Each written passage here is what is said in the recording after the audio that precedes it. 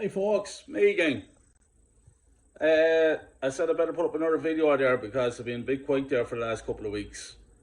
But yeah, today's video I'm just going to talk about the first 6 games of the Premier League, and I'm going to talk about the transfer window.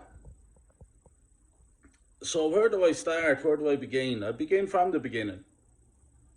I thought for the first 5 games of the season, I thought Arsenal were very good because we bet everybody. We had a good record, 15 points, stand top of the Premier League table. We were playing some very good football. Jesus and Zinchenko are very good additions to the team. There was a unity about the team that I haven't seen for a long time, many years. Even when our backs were against the wall, we fought hard for one another. Xhaka was actually playing at a better kind of level than what he usually does. Odegaard has been outstanding. Saliba has been absolutely immense in the backline.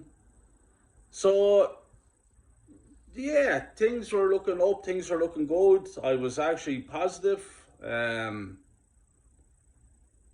for a change. I could see things that I hadn't seen for many years. But then we come to the transfer window. Transfer window started off promising with the addition of Jesus and Zinchenko. Now, we also got Vieira and Marquinhos and all these fellas, and don't know much about them lads, to be quite honest. But I thought that we were going to continue on and we were going to get in another couple of players to add to the squad, but we didn't. Now, I'm the first to admit that I'm delighted to see the back of a lot of dead wood that was at the club. But the money that we got in return for that dead wood is pretty abysmal. I think out of the 11 players that we shipped out, we made 21 million. Now, it's not good business, is it? The amount of money that we've wasted on these players and we never got back is just frightening. Absolutely frightening. But I honestly thought that Arteta and Edu would have a look at the team. Like, I'm not professional, but I look at the team, I look at the squad, and you have to say, even though the first 5 games has been very good, all you can do is win them games. That's what you look at, that's what you expect, and that's what we did. And fair play to the lads for doing it. But you're looking at the midfield and you're saying to yourself, if anything happens to Partey, we're in trouble. You're looking at the back line, you're saying, if anything happens to Saliba, we're in trouble.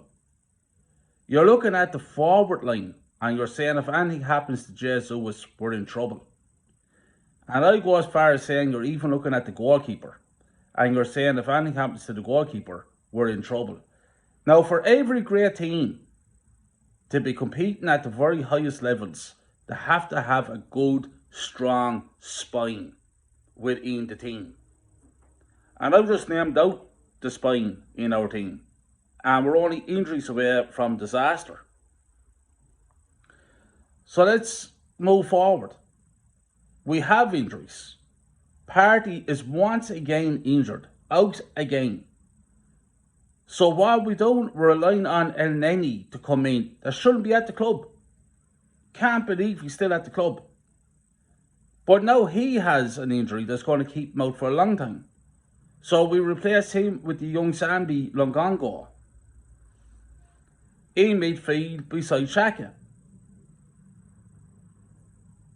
He did okay. Sambi's doing okay, but he's not the answer. This is what I'm saying. For us to compete, we have to have our first 11 full fitness throughout the whole season. And that's impossible. Because the lads that we have as backups are not good enough.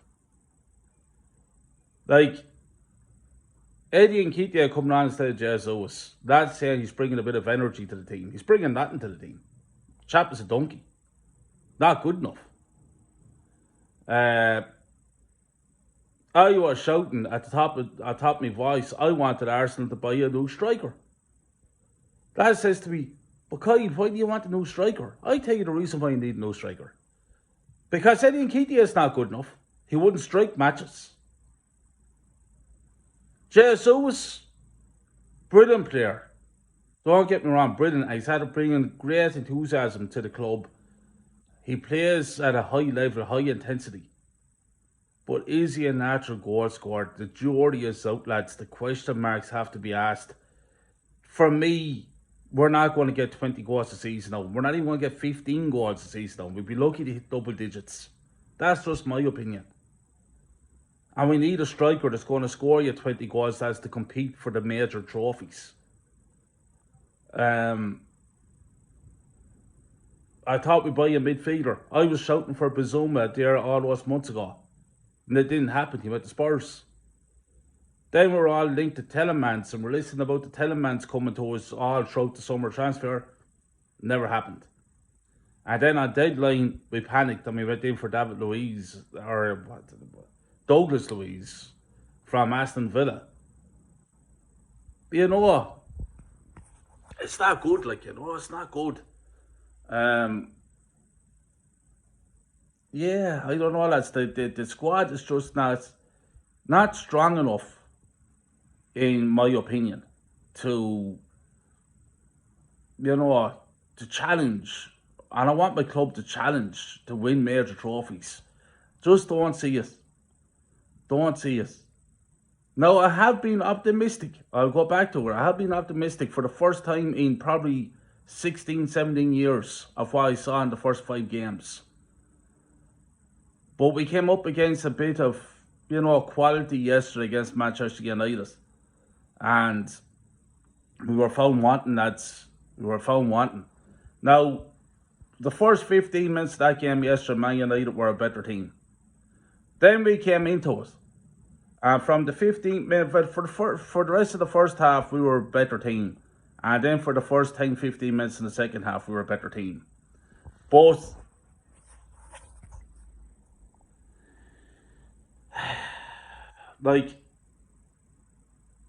what was Arteta thinking about making those 3 substitutions? Absolute joke. We opened up, Manchester United opened us up like a tin of sardines once we made those 3 substitutions. There was gaps all over the place. United could have easily scored 4 or 5. So you could see it happening. I blame Arteta in a way, lads. The players did well, they played well, they put in efforts, but they lacked a bit of quality. And Arteta lost the plot for the first time this season. In my eyes, he lost the fucking plot yesterday. But there was a couple of players that didn't perform yesterday as well, didn't perform. It's okay doing it against Villa and, the likes of Crystal Palace and them teams. It's okay doing it against all them, like Fulham and stuff like that. But when you come up against the real quality, that's when I want to see our so-called world-class players performing. And I'm going to name out the players, in my eyes, didn't perform yesterday. I thought Odegaard was an absolute disgrace yesterday. And I don't like Odegaard. But I've been giving him the benefit of the doubt because he was playing well over the last 5 games. But yesterday, when it mattered, once again, never showed up. No excuses, lads. I thought Saka was poor. He came into his own a bit in the second half, but up to that, he was anonymous. I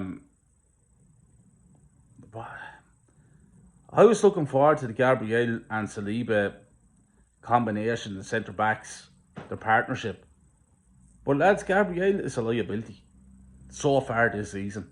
He hasn't been great. Yesterday again, he was found wanting. So Ben White, what else can you say about that chap?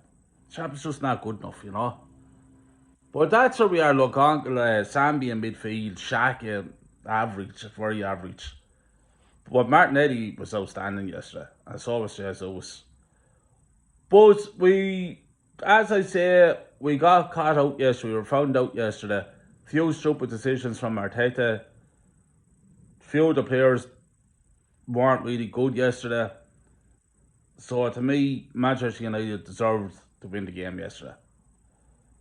Now, all I can ask for now is for the boys to come back next Sunday and put a victory on the list against Everton.